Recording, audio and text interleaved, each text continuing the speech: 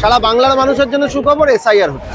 যা যদি ব্যাহত হয় বা ব্যাহত হওয়ার আশঙ্কা আপনারা দেখতে পান, তাহলে দেখতে হবে কারা ব্যাহত করার চেষ্টা করছে, এবং এসআইআর এর মাধ্যমে সঠিক ভোটার লিস্ট আসবে, মানুষ সেখানে ভোট। আপনাকে মাধ্যমে স্বাগত। নমস্কার। 24 তারিখের মধ্যে রিপোর্ট দেওয়ার কথা ছিল নবান্নে, সেক্ষেত্রে আজকে 24 তারিখ, এখনো পর্যন্ত আমরা দেখতে পাচ্ছি কিসের নির্বাচন কমিশনের পক্ষ থেকে যে এফআইআর কেন করা হয়নি? নির্বাচন কমিশনই বলতে পারবে যে কেন হয়নি, এবং এসআইআর তো হবেই। এসআইআর না হয়ে এসআইআর না হয়ে কোনো রকম নির্বাচন তো হওয়া সম্ভব নয়। এসআইআর করেই নির্বাচন হবে।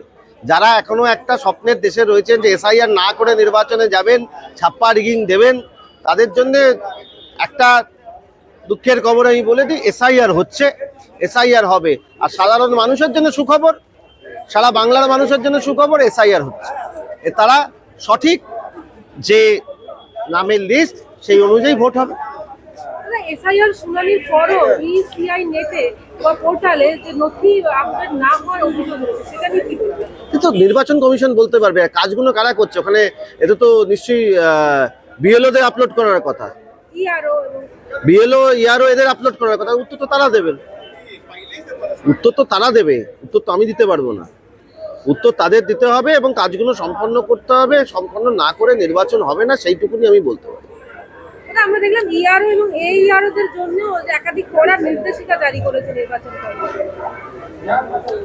দেখুন, ইয়ারওদের জন্য যে করেছেন নিশ্চয়ই তার কিছু ভেবে করেছেন, গাইডলাইন অনুযায়ী নিশ্চয়ই তারা করছেন।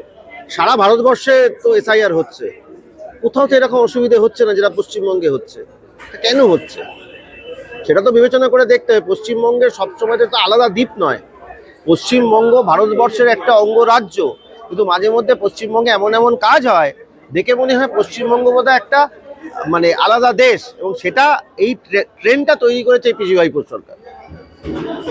তালিকা প্রকাশের আগে নির্বাচন কমিশনের আবশ্যক অনুমোদন প্রক্রিয়া ব্যাহত হওয়ার আশঙ্কা দেখা দিচ্ছে। বুঝলাম না। তালিকা যে প্রকাশ হবে তার আগে নির্বাচন কমিশনের আবশ্যক অনুমোদন প্রক্রিয়া সেটা ব্যাহত হওয়ার আশঙ্কা দেখা দিচ্ছে। দাদা, যদি ব্যাহত হয় বা ব্যাহত হওয়ার আশঙ্কা আপনারা দেখতে পান, তাহলে দেখতে হবে কারা ব্যাহত করার চেষ্টা করছে, তাদের বিরুদ্ধে সেখানে অ্যাকশন নিতে হবে। কিন্তু এসআইআর হবে, এসআইআর না করে একটা চেষ্টা চলছে এসআইআরটাকে না করতে দেওয়া, শুরুর দিন থেকে মানুষকে ভুল বোঝানো, যে এসআইআর প্রক্রিয়ায় সেখানে কাজে বাধা দেওয়া, বিএলও সাজিয়ে কিছু লোককে দিয়ে ফলস আন্দোলন করানো, এসব এই তৃণমূল সরকার করিয়ে গেছে। তারা মনে প্রাণে চায়নি যে এসআইআর হোক। তাদের ভয় যে এসআইআর হলে তারা ছাপ্পা রিগিং মারতে পারবে না। তো কি করবে, তাই ছাপ্পা রিগিং মারতে দেওয়া হবে নাকি? ছাপ্পা রিগিং করতে দেওয়া হবে না। এসআইআর হবে এবং এসআইআর এর মাধ্যমে নির্বাচনে যাবে। যারা ভোটার তারা ভোট দেবে, যারা ভোটার নয় তারা ভোট দেবে না। আবার বলছি, কোনো বৈধ ভোটারের নাম বাদ যাবে না।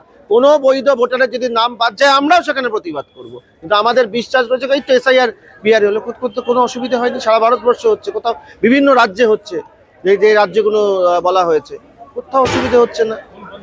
এই যে পশ্চিমবঙ্গের যে শাসক দল তৃণমূল, তার যে এই কন্টিনিউয়াস সে একখানা অপপ্রচার এবং এসআইআর এ বাধা প্রদান করার চেষ্টা চালিয়ে যাচ্ছে। এই যে কড়া নির্দেশিকার মধ্যে একটি নির্দেশিকা হলো আনম্যাপড এবং লজিক্যাল যে ডিসক্রিমিনেশন রয়েছে সংক্রান্ত যাবতীয় নথি দৈনিক ভিত্তিতে আপলোড করতে হবে।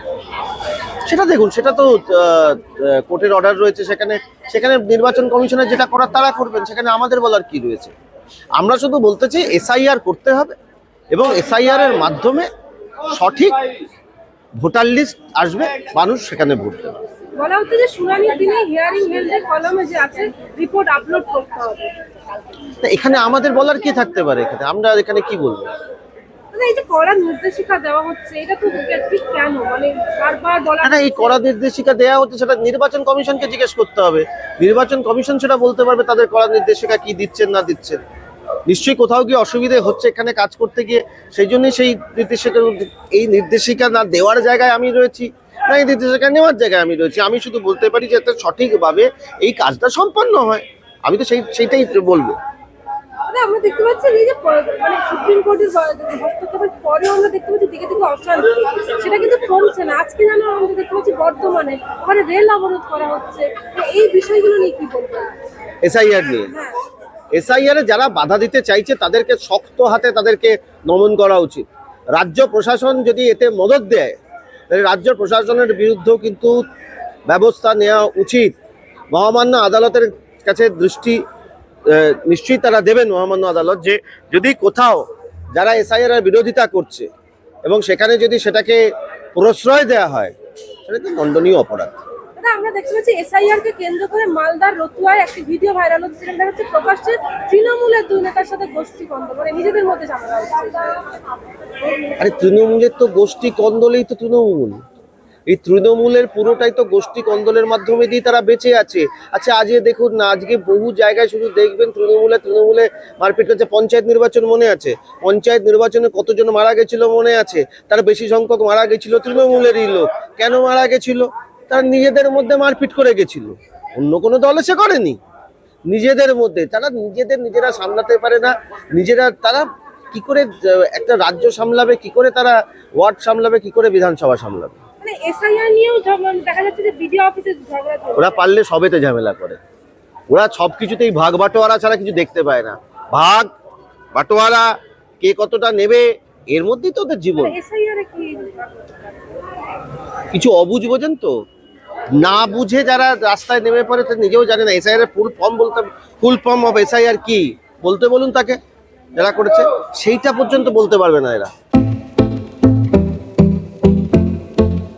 भारत के हृदय प्रदेश मध्य प्रदेश की धरती, जहां परंपरा और प्रगति का संगम है, और यहीं भोपाल में पहली बार आयोजित हुआ ग्लोबल इन्वेस्टर्स समिट 2025।